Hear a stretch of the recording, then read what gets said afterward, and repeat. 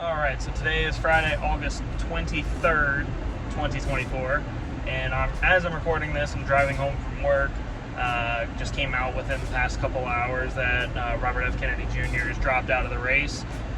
So this is, I'm pretty sure, the first time in my lifetime that there has not been a national third-party candidate running for president, that they've all dropped out and consolidated. Right now, as it stands, Harris is the Democrat nominee. She just got that last night, the DNC, even though she did not earn a single primary vote, and Donald Trump is the Republican nominee. So RFK, when he dropped out, he decided to publicly endorse Trump. And what this means for this election is that RFK, Kennedy, now feels so alienated from the Democratic Party, which all of the Kennedys have been. They've been like Democratic royalty for, what, the better part of 70 years? And now RFK Jr. feels so alienated from his own party that he has to publicly endorse Trump, which says something about Republicans, but it also says a hell of a lot about Democrats. Democrats have gone so far left that they have now alienated the Kennedys. So up until this point, Kennedy has been basically holding pretty steady around 5% of the electorate, polling for about 5%. I mean, there's some polls showing as high as 10, but the average is right around 5%. So theoretically, even if 60% of his 5%, which is 3%, goes to Trump, Trump wins. Trump wins the popular vote too. That would basically require that everyone voting for RFK now is going to be voting for Harris or Trump. But now you're looking at an electorate now that is consolidated. All the stars are aligned. This is Donald Trump's race to lose, Republicans' race to lose. And if it's anything like 2022 or anything like 2018 or the runoffs in 2021, beginning of 21, Republicans need to stand their ground, stand for what people believe, and don't be crazy. Just don't be crazy. Don't lose. That's it. All you have to do is sit. Just wait. Do exactly what Democrats did in 2020. That's it. There's your solution. In other news, I wanted to talk a little bit about the Democratic National Convention because I watched all 4 nights of that garbage, and every night, my wife could attest to this, I was losing my shit over and over and over and over. So for the first 2 nights, I just watched it on CNN. The other 2 nights, Steve Crowder was doing a live stream. Watched that from there, mostly because a lot of the bullshit had been over. All the sick vanity, they were all saying the same exact thing. No one was proposing policy prescriptions. Everyone was just sitting there, making sure they hit all their keywords, sitting there talking about joy and bringing joy back to the country, as Kamala Harris is going to do. That's what she's going to do. Rolling out a bunch of celebrities and people who really shouldn't be involved in politics to speak for them because, again, the Democrats are the party of the elite. All 4 nights, they got all these people up. They got Pete Buttigieg, Bill Clinton, Joe Biden, obviously, on the first night, Jill Biden, Doug Emhoff, her husband, Harris's husband. They got all these people up, and they would sit there and tell their stories or whatever. People close to Kamala would sit there and talk to and try to make her personable, which, again, I get. It's a tactic. Go ahead. Everyone does it in politics, whatever. And let us go forward to create the nation we know we can become. I am feeling hopeful because this convention has always been pretty good to kids with funny names who believe in a country where anything is possible. I have actually traveled this country from the redwood forests, love those redwoods, to the Gulf Stream waters. I've seen racism and sexism and income inequality and division. I've not only seen it, at times I've been on the receiving end of it.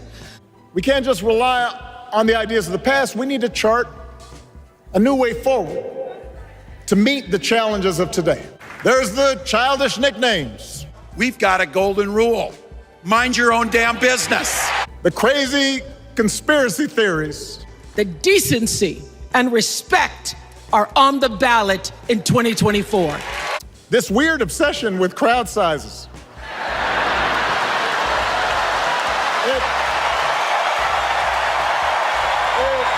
He doesn't boo. Vote. Kamala and Tim understand that when everybody gets a fair shot, we are all better off. And the joy. The sheer joy. Thank you for bringing the joy to this fight. And let us choose joy. But they get up here, and even people in politics, Pelosi, Schumer, everyone gets up there, and not a single one of them talks about policy prescriptions, what they plan on doing in the next 4 years with Harris as president. Why aren't they doing that? Well, here's your answer. It's because it could have already been done the past 4 years. They sit here, preached. The only thing that they kept preaching was they're going to make things cheaper because they know inflation is probably the biggest issue, and the border. But mostly inflation is the biggest issue facing Americans right now. And what they keep promising is, we're going to lower your grocery bill, we're going to lower your bills. Why the hell haven't you done it in 3.5 years? She's been in office, and it's gotten nothing but worse. I know that she's not directly responsible for it. I mean, she doesn't determine the prices of things. But her policies affect prices of things. When we're not drilling for oil, the price of gasoline goes up. The price of oil in general goes up. When we're buying energy from across the world, Egypt, Venezuela, which that's a whole other thing. You can't say that because we've been buying gasoline from Venezuela for over the past year or so. That Biden started talking with the leader of Venezuela, and turns out he's a lying cheat, and they can't say that out loud because, well, he just basically declared himself, the winner of his own country, and he basically a new dictatorship. Venezuela's been dealing with it for a long time. At this point it's normal, but Biden, tutted with the leader of Venezuela, and I mean, you see what happened. They've been buying it from them, and gasoline prices have been steadily high where they shouldn't be. We should just drill it ourselves, refine it ourselves, and it'll be a hell of a lot cheaper. But anyways, getting back on topic, they sat there and they talked about this, and they preached, we're going to lower your prices, we're going to do this, we're going to do that. I'm sorry, I'm hearing nothing but promises that they can't keep. They don't want to keep them. That's not what they want. They want people living in poverty. They want to enrich themselves and put normal people like you and I in check. For us to be sitting at the bottom of the chain, just struggling to survive. Everyone gets their welfare check, and everyone gets paid the same doing different tasks because that's what they want. They want socialism. That's what they want. Communism, not socialism, communism. You paint it like that, people will understand. It's not just socialism. They don't want to socialize healthcare. They do, but they want more than that. They want the entire economy to be equitable. Basically, everyone goes, does all this hard work, and everyone gets paid the same. Even the people who decide not to work get paid the same. That's what they want. They want you to shut up, get along to get along.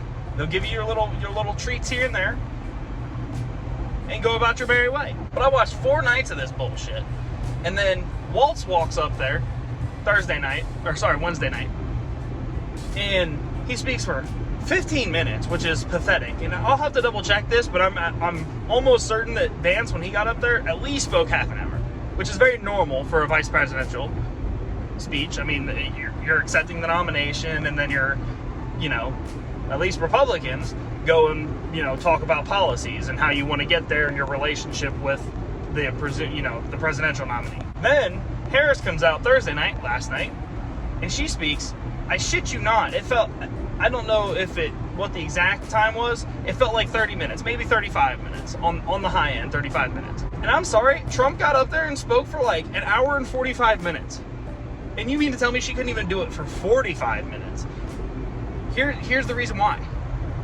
It's what she doesn't say that tells you what she actually wants. She can't say what she wants to do because she knows it's not popular. She wants the socialism. She wants to put you in your place so they can get rich doing whatever the hell they want while we all suffer at the bottom of the chain. So she goes up here and she tells all these personal stories and really doesn't talk about too much about policy. She keeps saying she wants to lower prices. Why the hell haven't you done it for the past 3.5 years? Then she goes up and talks about her abortion, and I'm sorry, that's not going to win you at this election. It's not a winning issue right now. Most people, at least at this point, are fine with it being done at the state level. Every state should have their own laws with it. It's not a national issue. It's barely even a state's issue. Honestly, it's a local issue. Then she goes up and talks about her health care and how she wants to push for, I'm gonna coin it now before anyone else does, Kamala Care.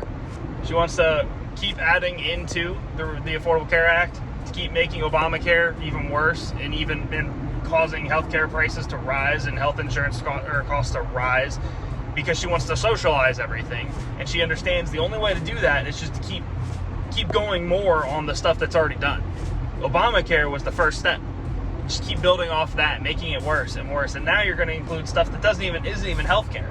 You know, like I don't know, sex transition surgeries, which is technically a cosmetic surgery, not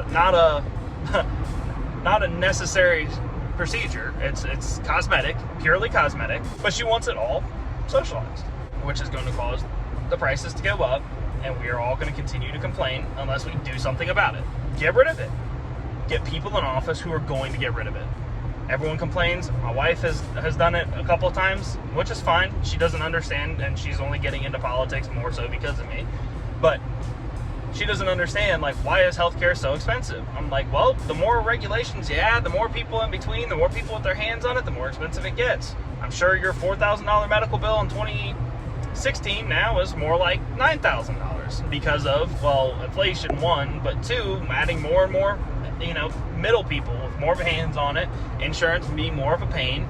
I think it's just pathetic that someone who's planning on running for national office, who should be theoretically the representative of the strongest person in your political party, goes up there and speaks for 35 minutes about nothing, a whole lot of nothing. Now, she didn't do any of her word salads, which was good. I'm actually glad, because she actually looked somewhat professional, but she never spoke anything of substance. A bunch of metaphors, a bunch of personal stories, and a bunch of promises she won't keep.